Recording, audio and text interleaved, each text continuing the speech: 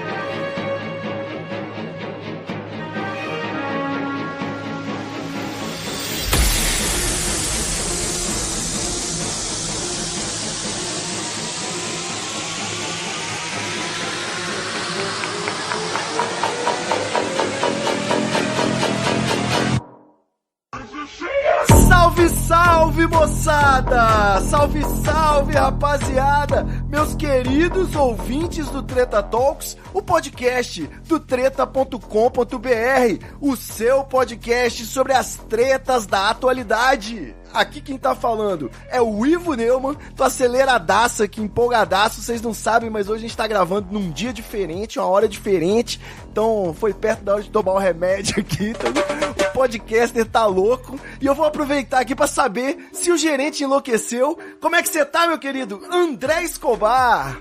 Salve, treteiros! Vocês estão bonzinhos hoje? Beleza, garoto? Eu tô meio confuso, Ivo.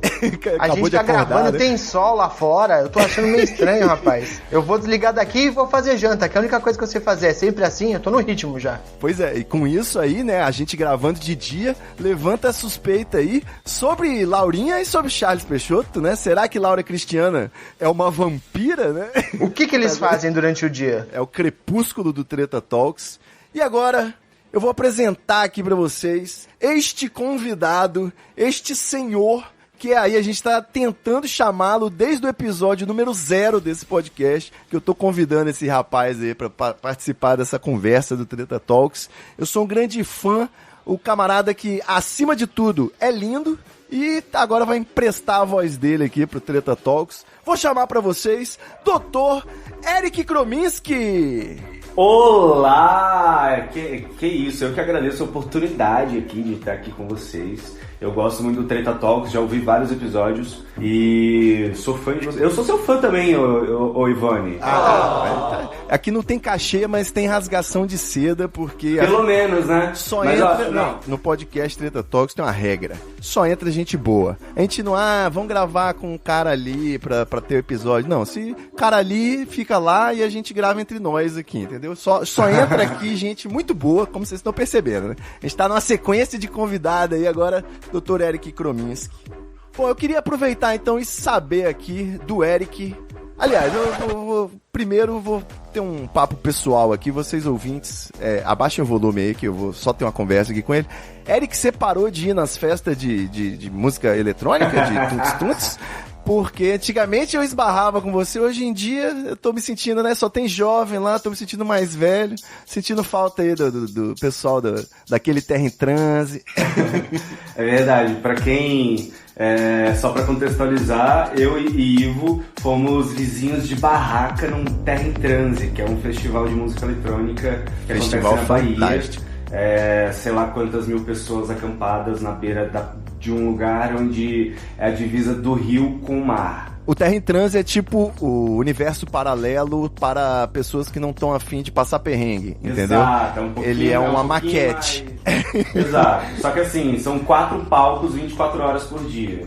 4 dias. É, muito fantástico. E na muito beira legal. Da praia. E eu gosto muito de música eletrônica, na verdade, assim. Eu falo mesmo para as pessoas que a música eletrônica está para os dias de hoje como a música clássica esteve para os anos 20. Com certeza. É algo muito sofisticado, sabe? Então eu ouço muito, o tempo todo, ouço muita música eletrônica, eu gosto muito até de estudar mesmo sobre. E tenho ido menos nas festas, porque tenho tido menos tempo. Com certeza. Aquele Terra em Transe, inclusive, foi onde eu perdi o preconceito com Dark Psytrance, que é uma vertente mais acelerada, né?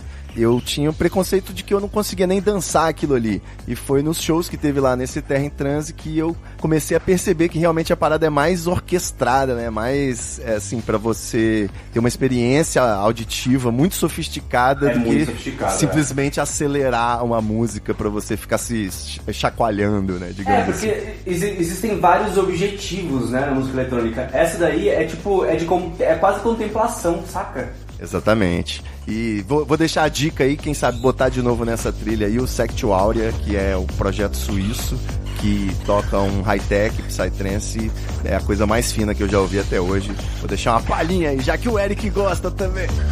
Eu amo.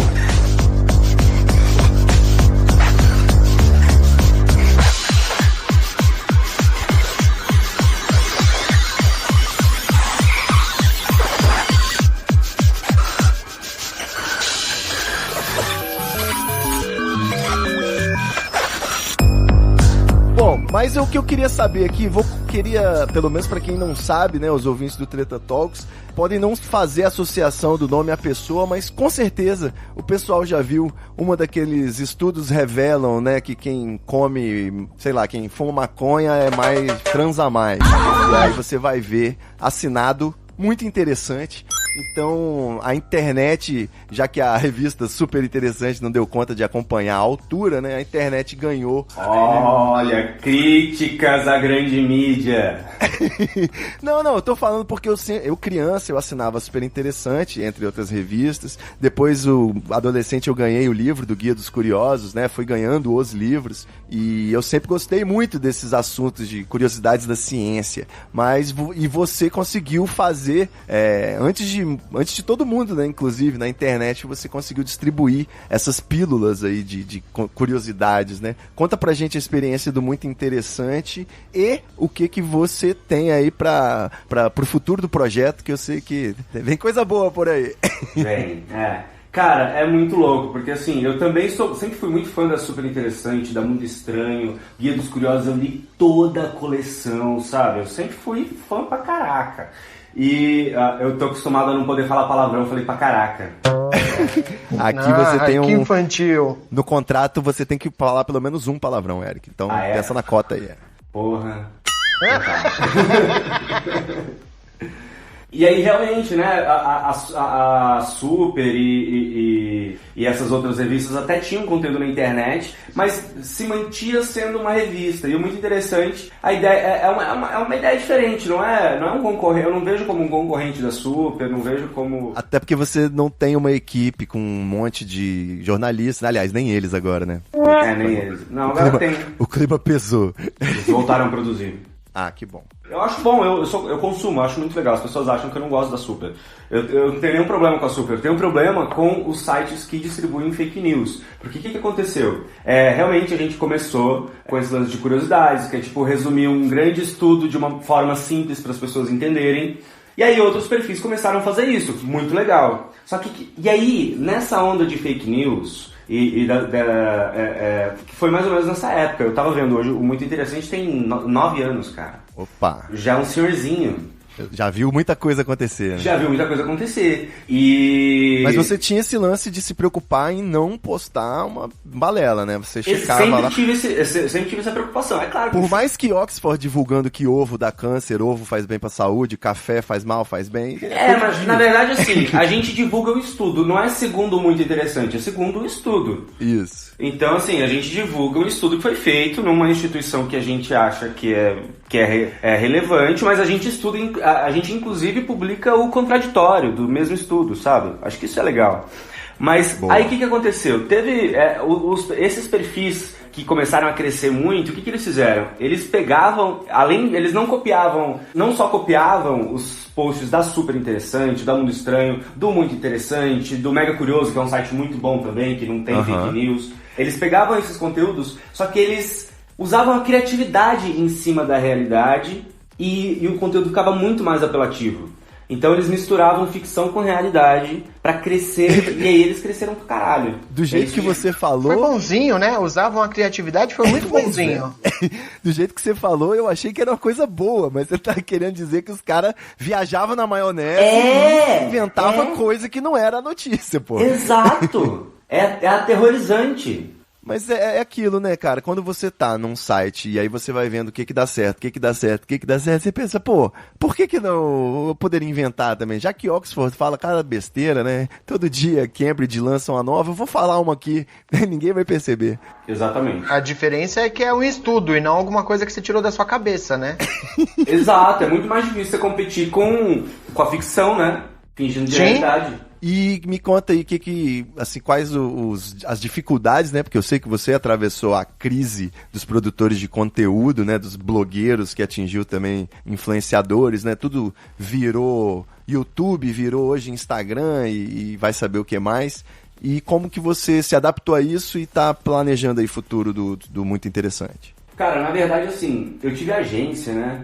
O Muito Interessante, ele era um produto, ele era uma coisa, um dos perfis que eu criei na agência, mas antes eu já tinha criado, antes da agência até, eu já tinha blog, eu tinha passado pela era dos blogs com um site da Nossa Senhorita, que era o oremos.me.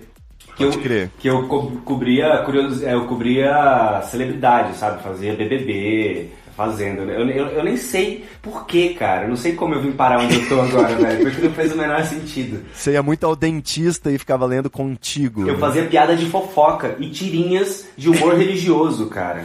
Você tem noção? Muito bom. E aí, beleza, aí eu abri a agência, Muito Interessante era um dos perfis que eu criei pra criar, e assim como vários outros que eu já tinha. Laboratório, e aí a agência faliu. Né? Você aproveitava os recursos que você já dispunha ali e tal, e testava algumas coisas. Exatamente. Só que daí a agência faliu, e eu falei, vou investir nesse Muito Interessante aqui. Aí eu peguei meu diretor de arte, que era o Rafa, e a gente deu um up no design e tal, e falei, vamos transformar isso aqui numa startup, acho que pode virar um negócio. E aí, assim, nisso a gente tinha uns 100 mil seguidores. E aí, depois que a gente fez essa repaginada, criou um conceito editorial, tudo, aí cresceu muito rápido. Só que aí, em 2017, saiu um estudo mostrando que a maioria dos jovens não sabe distinguir a diferença entre uma notícia falsa e uma notícia verdadeira. Pode crer. Então, isso ainda volta naquele assunto das fake news. Então, começou a ficar difícil competir com as notícias falsas, com a criatividade das notícias falsas. Em paralelo, teve uma outra parada também, que o Muito Interessante ele ficou pausado durante um ano. Né? Ele teve essa sei por quê. Porque eu fui pro CQC. Exatamente. Né? Porque o que aconteceu? Eu tinha 2 sócios, mas eles não conseguiram tocar o negócio. É que eu achei que você não ia querer falar dessa parte do seu passado. Eu falo sempre. Eu acho que é importante porque as pessoas às vezes veem a gente numa posição legal, acho que a gente nunca fez nada de errado, nunca fracassou, sabe? Acho importante a gente falar das nossas mazelas também. Espera um pouquinho, o fracasso no caso é falir a empresa ou entrar no CQC? Só pra eu entender aqui. Rapaz, enxergue como quiser. Não, o CQC foi muito bom pra mim, me abriu muitas portas. Me colocou em lugares incríveis. Com certeza, pô, com certeza. Eu tive a oportunidade de debater com senadores, com caras... Pô, a briga que eu tive com o cara que escreveu, que tava tentando lá fazer o Estatuto da Família, dizendo que casais com pais homoafetivos não eram família e tudo mais, só de ter a oportunidade de falar, de participar disso. De entrevistar a pessoa e deixar ela se enrolar, porque ela não vai ter como explicar esse preconceito dela, a não ser com preconceito, mais preconceito, e fica evidente isso. Agora, eu tenho que aproveitar aqui, Eric, já que você tocou aí nesse assunto, o negócio de CQC, a gente levantou uma bola no episódio passado, que é quando a gente brinca, e muita gente brinca de xingar o pessoal do CQC, principalmente o Marcelo Taz, por ter criado o Bolsonaro, inventado o Bolsonaro. E eu preciso só abrir esse parênteses aí para você comentar se em algum momento há esse debate sobre a normalização desses políticos absurdos, ou se realmente a preocupação é confrontá-los, né? Já que o programa é para enfrentar político, enfim. Como que você acha que pode como você encara essa culpabilização aí do CQC? Olha, eu acho que é culposo. né? Não tem quando o homicídio é culposo, que mata, mas sem intenção de matar? Eu Exatamente. Acho que você mata por um desleixo, uma negligência. Exato. Tipo, é porque assim, eu duvido que alguém imaginou, qualquer pessoa da produção do CQC, eu não conheço o Taz pessoalmente, vou gravar com ele daqui uns dias um negócio até, vou conhecê-lo, porque eu entrei na época do Dan. Mas assim, eu conheci os diretores, conheci os criadores, o pessoal da Band, eu duvido que em algum momento eles imaginaram que fosse possível que a gente ridicularizar um cara ridículo... Poderia ser bom, né, pra ele, né? Ia ser bom pra ele, exato, ia dar força pra ele, em momento algum. Foi ingenuidade, na minha opinião. Mas eu preciso dizer também que, assim, quando isso aconteceu, quando eu entrei no programa, eu nunca entrevistei o Bolsonaro, e quando eu entrei no programa, ele já tinha dado a maioria das entrevistas, ele já era o Bolsonaro. Sim. Né? Então eu não participei pessoalmente dessa fase, mas analisando pelo que eu conheço das pessoas e de como é feito o programa, eu duvido muito que passou pela cabeça de qualquer pessoa que o programa estaria dando poder a ele. Então, dando palco pra maluco dançar. Eu acho que nesse sentido o Super Pop tem muito mais culpa. E eu fui justo nesse ponto, eu falei do Super Pop junto com o CQC aí pra ficar, né, os coautores, pra dividir essa responsabilidade. Eu queria só fazer um parênteses aqui, porque a gente disse que ia tentar fazer um episódio mais leve, sem reclamar do Bolsonaro, a gente durou aproximadamente 15 minutos. Era um jogo, né, e eu perdi. Perdeu feio, miseravelmente. Tem sido assim em todos os episódios do Treta Talks ultimamente, mas é assim mesmo. Meu analista disse que isso é normal, eu posso continuar. E é a oportunidade de perguntar pro CQC, né? Apesar do Eric não ter participado desse começo em que foi a gênese dessa doideira de você conhecer políticos bizarros, né? E alguns se identificarem. Mas é a oportunidade, por exemplo, de saber, né, da opinião do cara que trabalhou lá, que, porra, não é bem assim, né? É igual você querer falar hoje, você não pode criticar a cortina de fumaça do cara porque é cortina de fumaça. E, na verdade, a gente também não pode ficar calado, né? A gente tem que se manifestar de alguma forma. Justo. Verdade, fiquei até emocionado aqui. Bom, vamos falar de coisa boa, então. Você até agora não entregou pra gente spoilers do Muito Interessante, né? Mas eu vou te dar essa chance aí pra você... Não, eu vou entregando, a hora que você quiser. Pra você falar agora do atual Eric Krominski, pô, apresentador do Shark Tank no canal da Sony. Eu confesso aí que atualmente eu tô mais no podcast do que na televisão, que eu não assisto mais, né? Só assisto os de streaming aí, que não é mais nem só Netflix, agora são vários streamings. Sim. Mas o podcast, pô, seja bem-vindo aí à Podosfera, né? Muito obrigado. Conta pra gente como é que tá sendo essa experiência com o primeiro reality show, que eu amo reality show, né, cara? Eu não acho, pra mim, não é demérito nenhum. Vai ler seu livro, que eu vou assistir Big Brother. Eu assisto todos que tem no Netflix. A minha namorada, outro dia, tava vendo um reality show, cara, que eu não sei que era de pedreiro, alguma coisa assim. Reality show é vida. E de startup, eu imagino que você tá no top do top aí, de onde sai conteúdos mais loucos, né?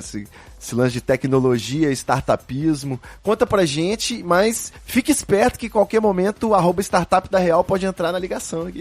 Ah, mentira. Eu sou fã pra caralho dele.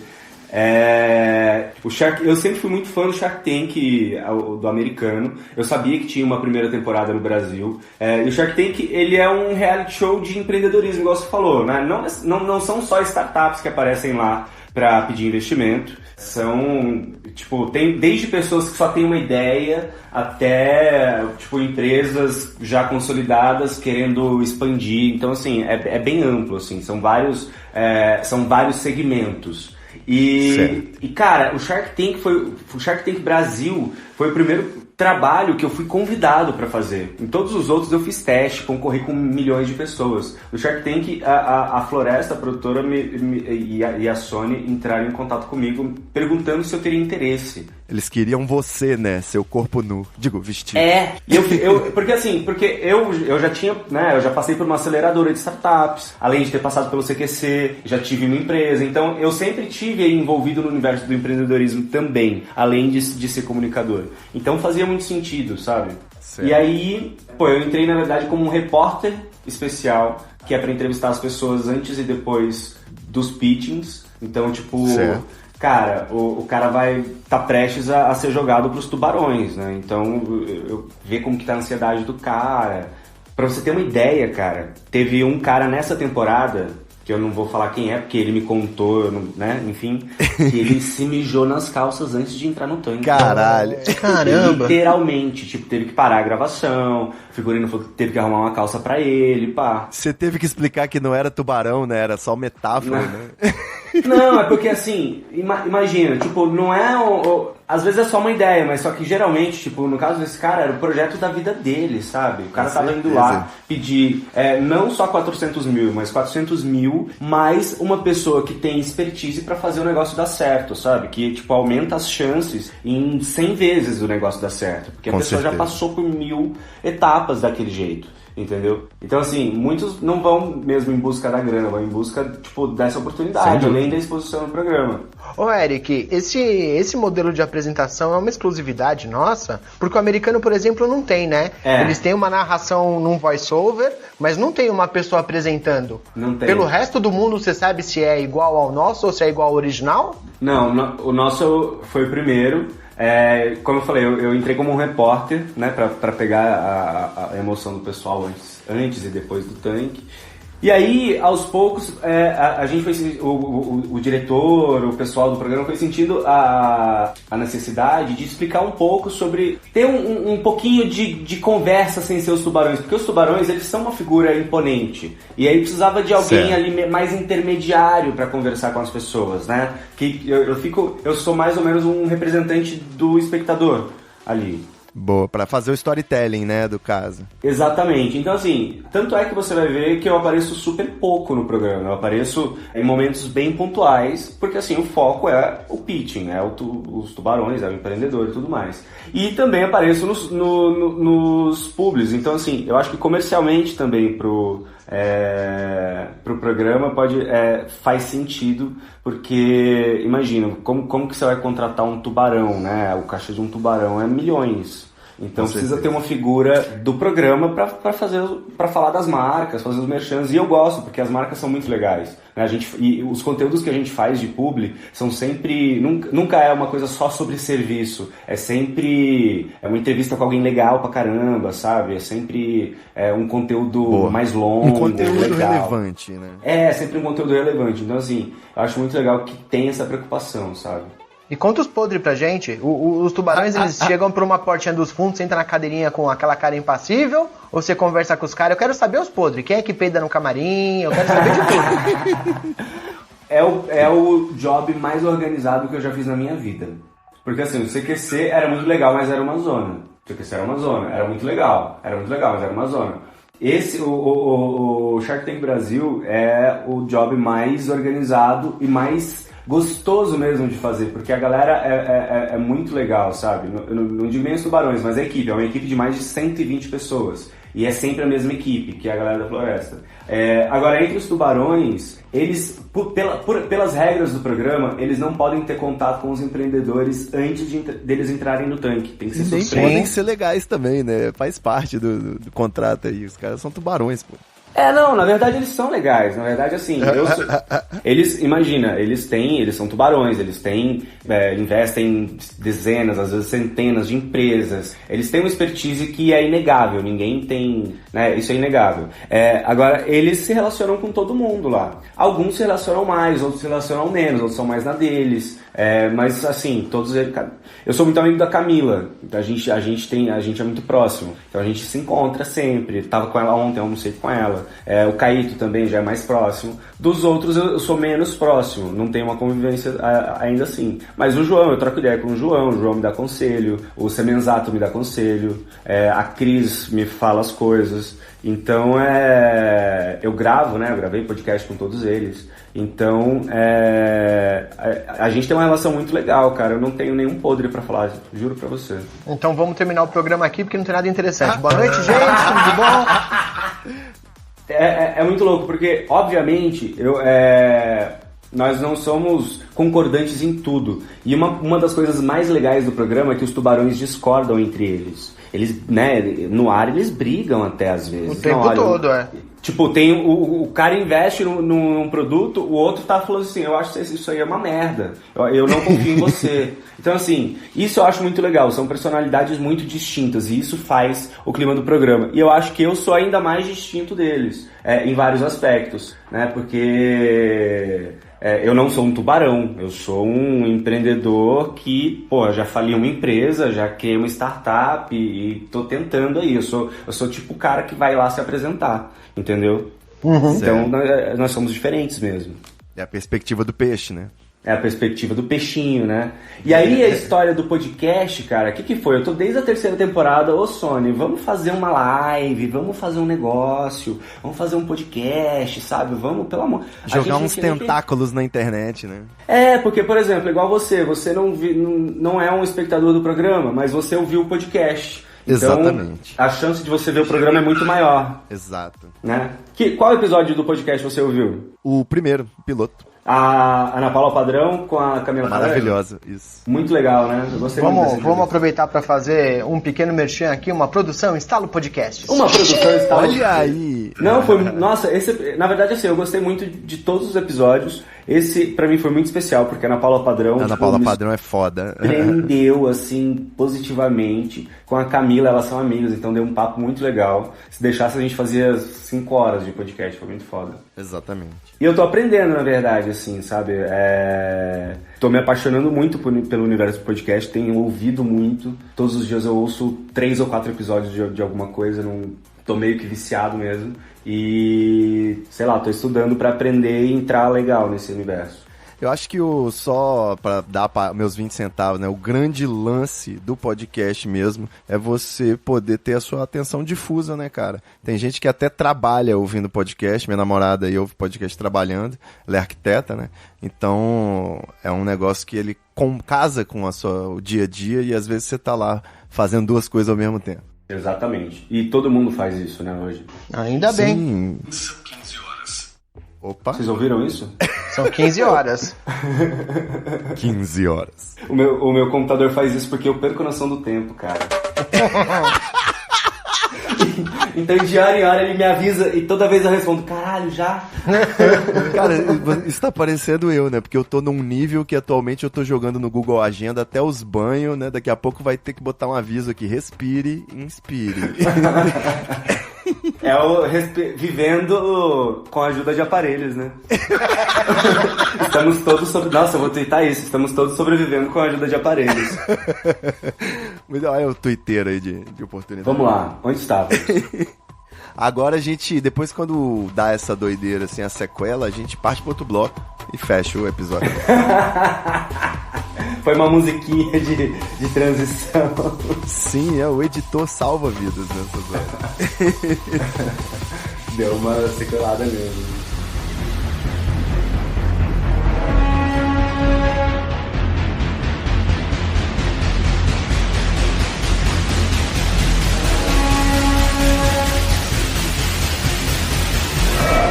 Smile, you son of a bitch.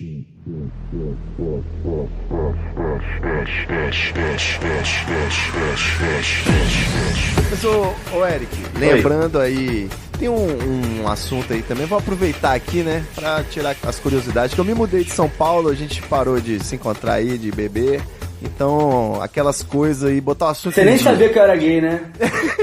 Botar o assunto em dia na frente de 10 mil ouvintes. Você não sabia, né? Você também ficou sabendo pela imprensa? Vários amigos meus ficaram sabendo pela imprensa.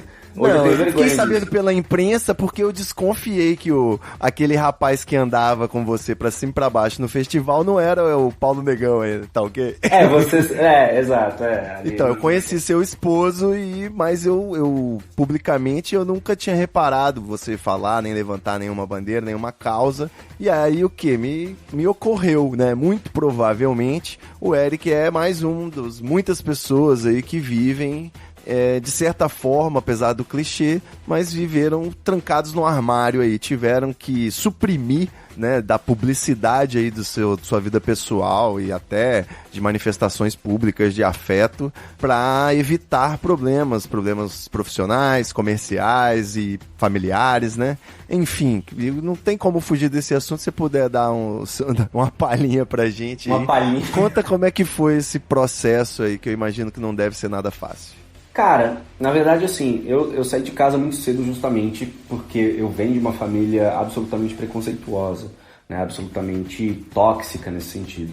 Então, tipo, hoje, pra você ter uma ideia, eu só considero minha família, minha mãe e as minhas 2 irmãs. Eu não tenho contato com o resto da minha família.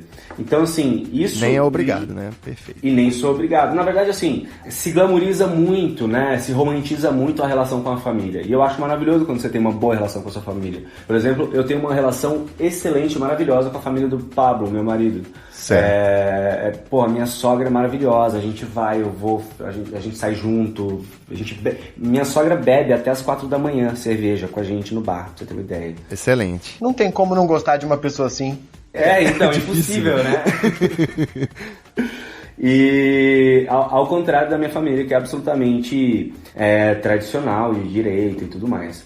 Então, eu fui acostumado a pensar que se eu quisesse ter uma vida pública, ninguém poderia saber. Ao mesmo tempo que eu já estava com o Pablo há 3 anos, a gente já morava junto, e eu não pensava em momento algum em falar disso publicamente, justamente pela questão do trabalho. Na época, eu acho que eu já tinha saído do CQC também. E eu também não... Como eu estava fora do CQC, eu não imaginei que a imprensa fosse dar atenção, né? Mas um dia, numa conversa, o Pablo chegou para mim e falou assim: é muito chato eu não poder colocar no meu Facebook que eu sou casado com quem eu sou casado. Pode crer. Com certeza. Né? E eu nunca tinha pensado nisso.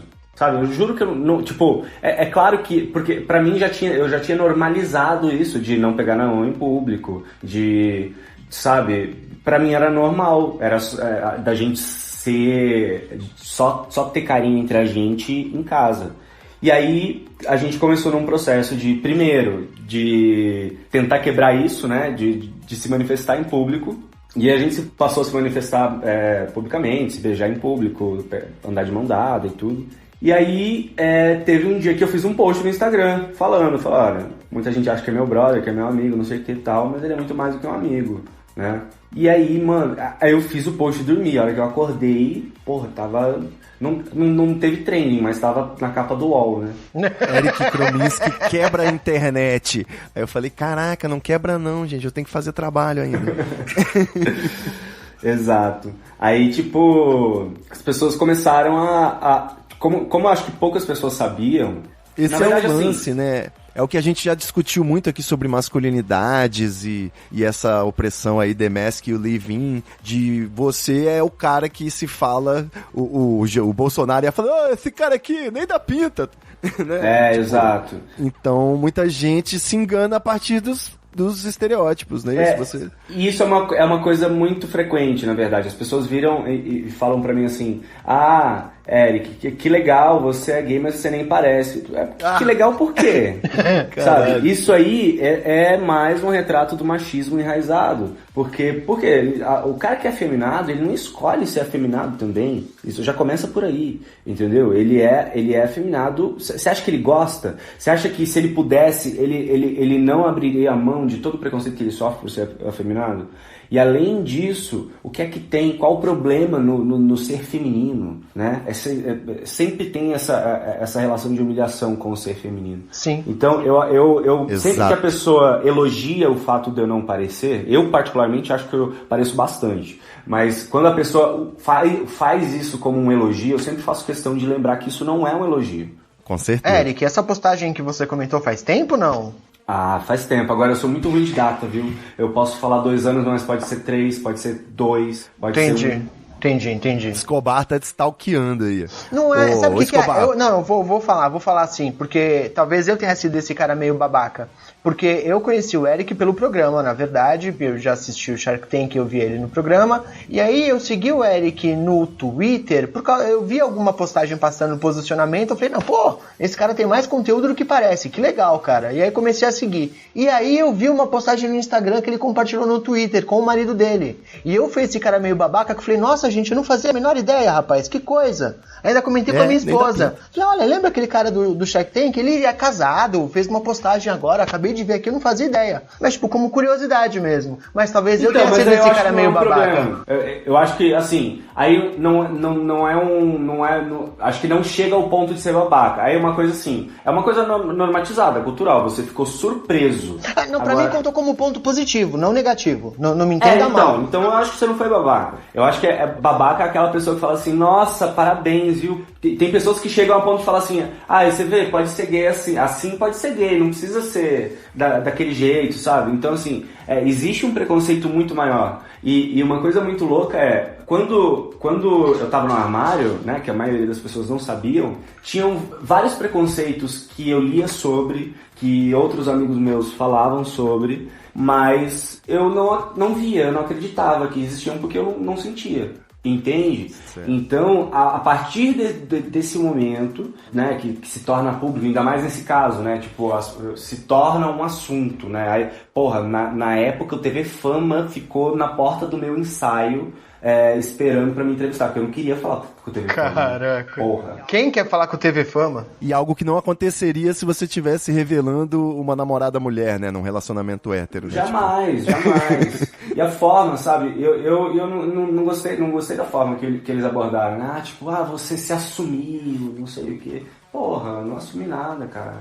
Enfim, nem devia estar falando mal dos colegas. Eu gosto dos meninos do TV Fama. A gente como pessoa, eu gosto muito deles, porque eu já fiz muita festa na época do CQC, né? Então a gente ficava junto ali esperando as celebridades, a gente fazia planos juntos pra prender as celebridades em algum lugar pra entrevistá-las à força. Colegas de trabalho, né? Exatamente. Colega de armadilha. Então assim, eu gosto muito deles como pessoas. A gente, tipo, é amigo, a gente se encontra nos lugares, a gente fala, tudo bem. Mas na época eu não gostei, só que é a abordagem do programa, e eu não queria que tivesse essa abordagem.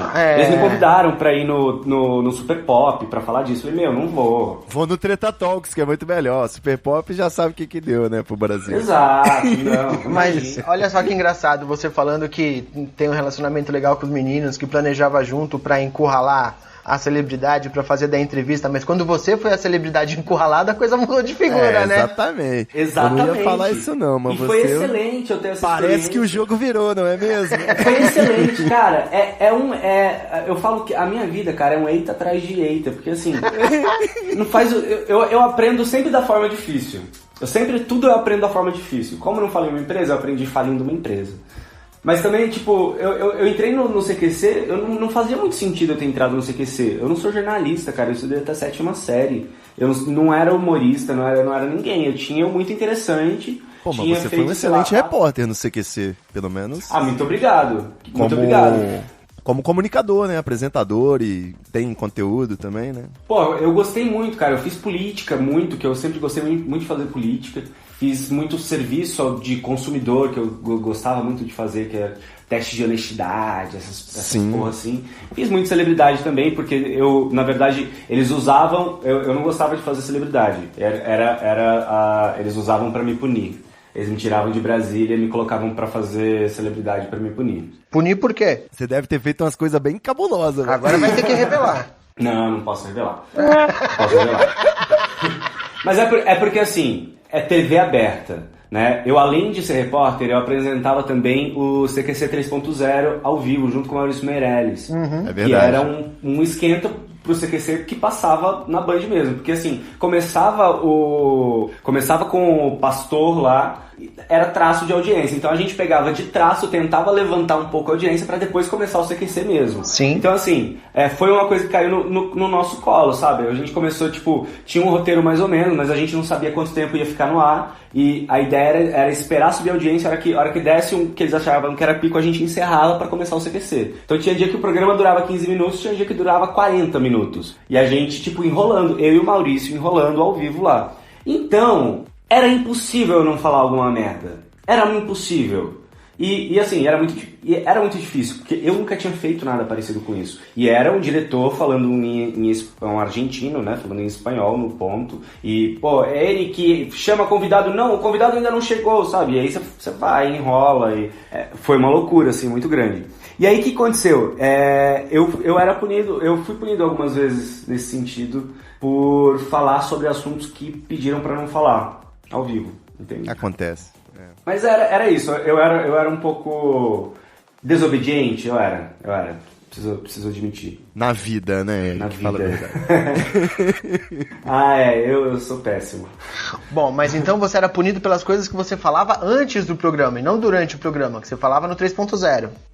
No 3.0. Mas assim, não é nem punido, assim, tipo, já que você quer falar de política, não vamos, tipo, vamos tirar ele da política pra ver se ele para de falar de política, umas coisas assim, entendeu? Isso, é pra poder manter no prumo, pô. Mas foi legal, porque eu fiz matérias de celebridade muito legais, uma matéria do Miss Bumbum que foi muito legal de fazer, que, enfim, tem várias coisas legais. Eu não me arrependo nem um pouco de ter feito CTC, eu gosto muito de ter feito.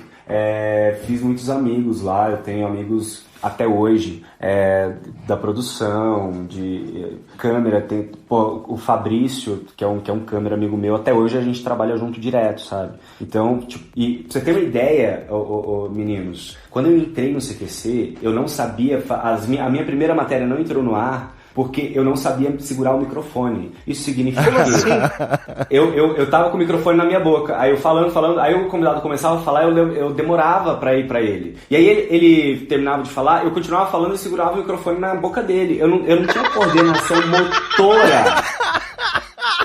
Você tem noção? Não é falta de cacuete, é falta de coordenação motora, né?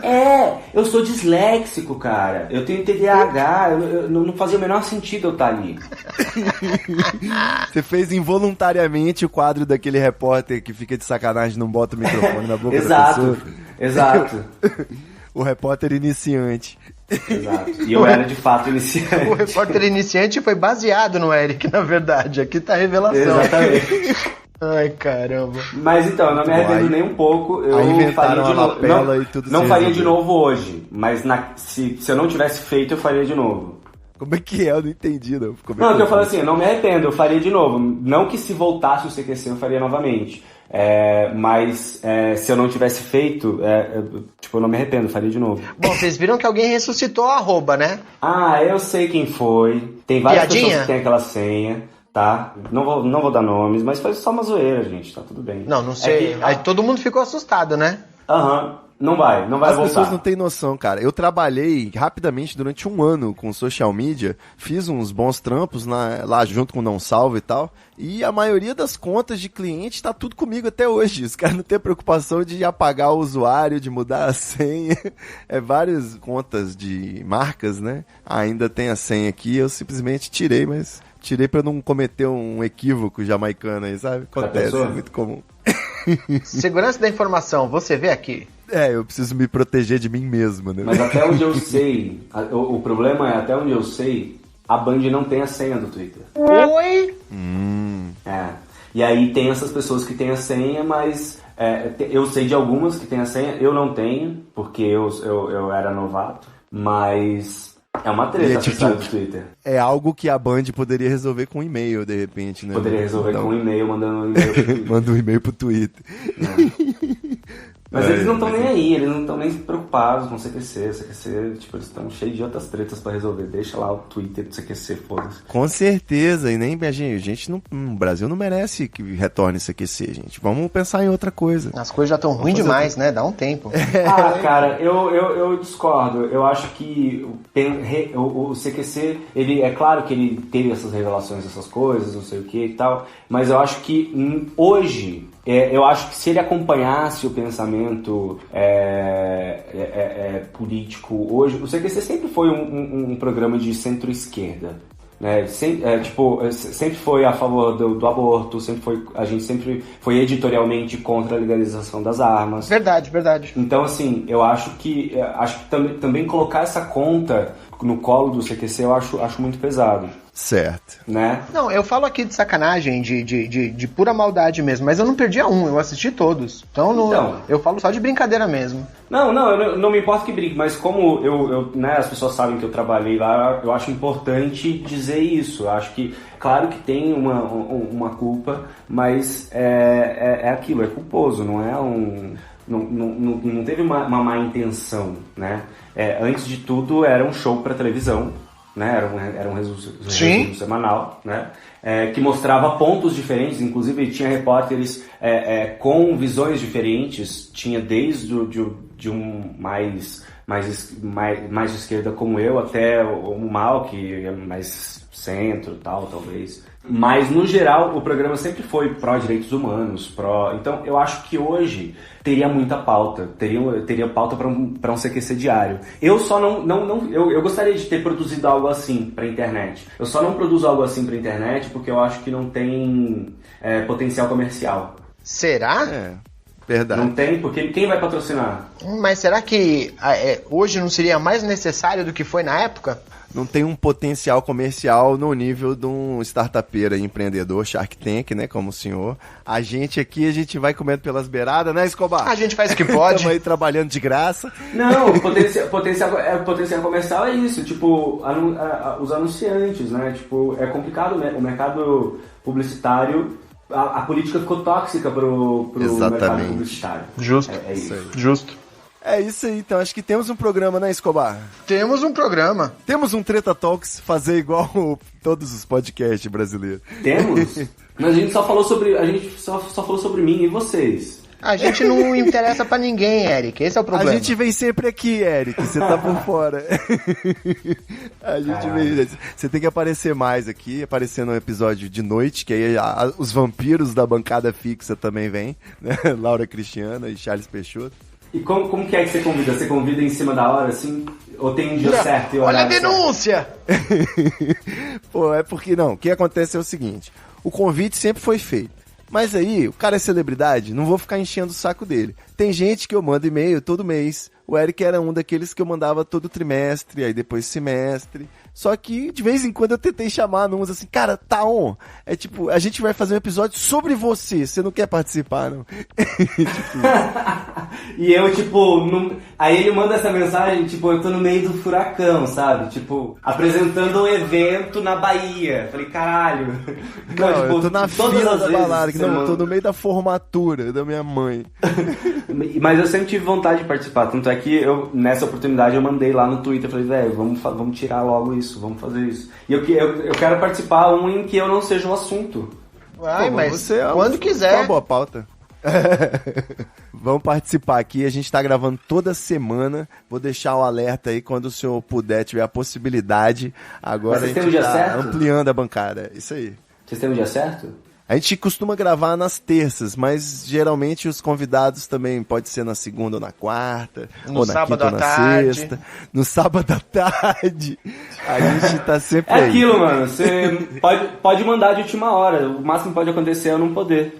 Isso, vou ficar mandando agora, já era. Isso, não se acanhe. Acabou de conseguir um spammer pra você, parabéns.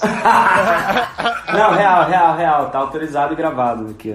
Maravilha, então vocês vão ter, se não tiver Eric Krominskis nos próximos, vocês já podem ir direto reclamar com ele, porque eu tô chamando. Pode ver no meu Twitter. E assista o Shark... eu nem fiz o meu publi, cara. Não, mas eu vou passar @ agora, porque a gente tem uma campanha aqui, que é o seguinte... Eu tô com bastante seguidor lá no @IvoNeumann. Essa semana eu passei um plugin do Chrome que ele bloqueia em massa todo mundo que segue umas arrobas indesejadas. E mentira, aí você tem esse plugin? Eu tô me embolhando, o blockchain. Eu tô entrando cada vez mais na minha bolha, né? Bloqueando algum pessoal aí pra manter a saúde do meu Twitter. E eu queria aqui fazer um apelo pra você que quer melhorar a qualidade da sua timeline. Seguir aí nosso querido @Belin Escobar, não é isso, Escobar? Fala aí pra galera. BELLIN Escobar. Na dúvida, meu nick é lindo, inteligente e humilde, porque eu sou honesto. Isso aí. Mas eu acho que eu já te sigo. Sim, senhor. Você segue, né? Será você tá falando pras pessoas. E quem tá ouvindo? Você tá falando pras pessoas que estão ouvindo. Ah, tá. É assim que funciona podcast, tá, Eric? Só pra... Eric, eu esqueci de falar, a gente tá gravando, Eric. Eu jurando que você tava explicando pra mim. Eu já tava aqui abrindo o Twitter pra pesquisar a arroba. Ai. Juro pra você. Pronto, temos um extra. Ai. Temos um extra? Não, isso tá dentro do episódio. Fala arroba pra galera então, pra te seguir, Eric, por favor. Eu tenho muitas arrobas. Eu tenho as minhas pessoais, é a @Ekrominski. EKROMINSKI, mas é muito difícil. Vai ter o link de tudo isso aí no episódio. Vai ter o link? Com certeza. Tem o Muito Interessante também, que é @interessante no Twitter e no Facebook. No Instagram é @muitointeressante. E tem o Shark Tank, que, bom, toda sexta-feira a gente faz uma live lá de esquenta, em que eu sempre recebo um convidado, um empreendedor, alguém para falar de empreendedorismo. Então sempre às 9h30, sexta-feira às 9h30, a gente entra ao vivo no Twitter do Shark Tank Brasil, @Shark Tank Brasil. E em seguida, às 10 da noite, a gente tem episódio inédito lá no Sony Channel da 4ª temporada do Shark Tank Brasil, que é o nosso reality show de empreendedorismo. Inclusive, eu só queria fazer mais um extended do meu publi. Você sabe que assim, o Shark Tank, a gente não fala só sobre negócios, assim, fala muito sobre história das pessoas e fala muito sobre muito sobre pessoas. O aspecto humano, né? Com certeza. Exatamente. Então assim, por exemplo, nessa temporada a gente teve uma empresa que recebeu investimento, inclusive, que foi a Translúdica, que é uma empresa, uma loja colaborativa feita por pessoas trans para todo o público, e eles receberam investimento. A gente teve uma startup de empreendedorismo canábico. Então, assim, além de ter, né, ideias que são interessantes como lucratividade e tudo mais, tem ideias que são interessantes como história. E a gente sempre tem essa preocupação de ter representatividade no programa. Então, acho que tem que ter. Então, assim, acho que é um apelo legal, a galera do Tretão, acho que vai curtir ver isso. Fazer até um parênteses com a informação, porque você sabe, né? Aqui tem informação.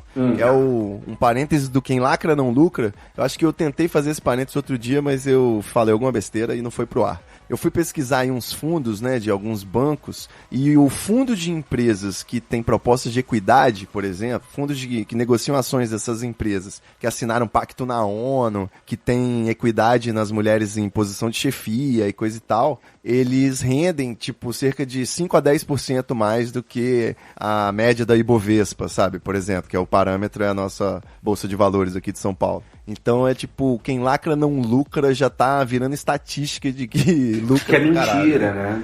Na verdade, assim, é mais uma fake news do lacra não lucra, porque assim, se quem lacra não lucra, por que grandes marcas como Coca-Cola, Boticário, Natura, Apple, Windows, IBM... Toda marca que tem uma comunicação Dell, decente, né, velho? Porque assim, e aí você vai entender por quê. Porque, direitos humanos, né? É sobre pessoas. A gente fala muito isso no programa. Empreendedorismo, marca, tudo isso é muito mais antropológico do que tecnológico. É muito mais sobre pessoas do que sobre dinheiro. Precisa ser assim. Então, agora eu me perdi aqui do que a gente tava falando mesmo. Toca o Bob Marley pro Eric.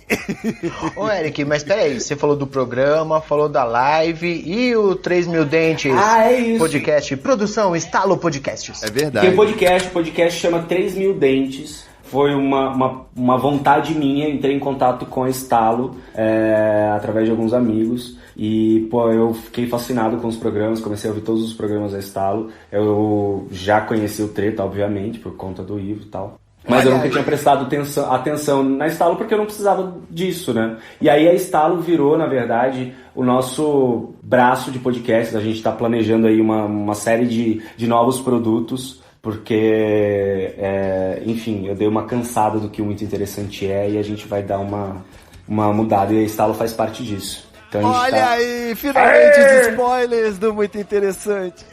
Demorou um programa inteiro, mas saiu. Caraca, eu consegui extrair do convidado a informação que eu queria.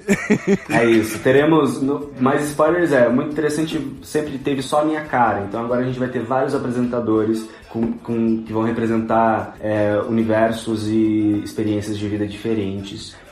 A gente vai ter um posicionamento e a gente vai ter, além de distribuir estudos e de falar sobre ciência, a gente vai ter a preocupação de ensinar e aprender com o nosso seguidor. Então, assim, a gente vai tentar dar um passo à frente, porque 9 anos...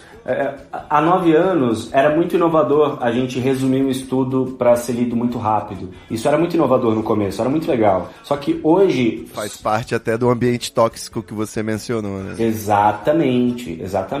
E hoje, na verdade, naquela época era relevante você transformar informação em diversão, que era o nosso propósito. Hoje, transformar informação em diversão é irrelevante. Exato. Com tudo que está acontecendo, entende? Então a gente quer se aprofundar um pouco nas discussões e é isso que está acontecendo e por isso Muito Interessante, ele está deixando de ser um canal meu, uma empresa minha, para se tornar um coletivo de conteúdo, onde outras empresas fazem parte, onde a gente vai discutir formas diferentes de fazer alguma coisa através da comunicação nesse momento que a gente vive. Boa, perfeito. Era isso aí, galera. Então fica aí o registro. A Estalo Podcasts, que produz aqui o Treta, também vai vir aí com Muito Interessante. Muita coisa vai acontecer. Eu já tô sabendo de alguns bastidores aí, tô animado. Parece que tá vindo aí o ano do podcast no Brasil. Vocês estão entendendo. É isso aí. Falando nisso, né, o pessoal faz aí, por favor, o dever de casa. Assina o Treta Talks no PicPay para participar aí do nosso grupo secreto. Vou adicionar o Eric lá agora mesmo, ele já vai participar aí da nossa community. Uhul! E você, a partir de R$4,20 por mês, você não vai nem perceber, parece aquelas taxas, né, IOF, ajuste de câmbio. Peraí, só pelo fato de eu ter sido convidado, eu vou entrar de graça? Exatamente. Você tem desse boi? Não tem. Mentira. O cachê é R$4,20. Cara, por mês.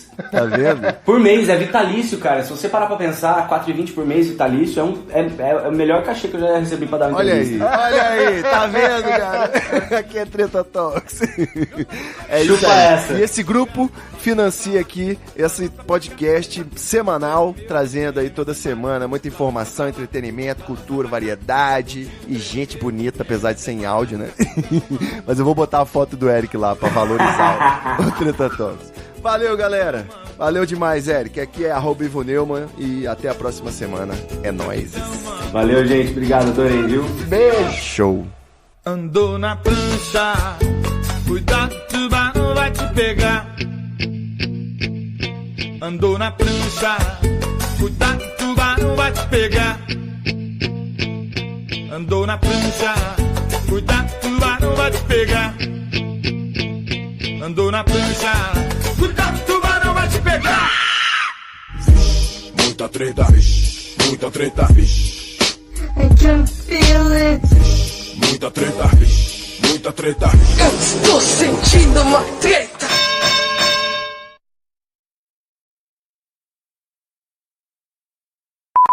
Gente, pelo amor de Deus, eu esqueci que tá gravando. Corta essa parte.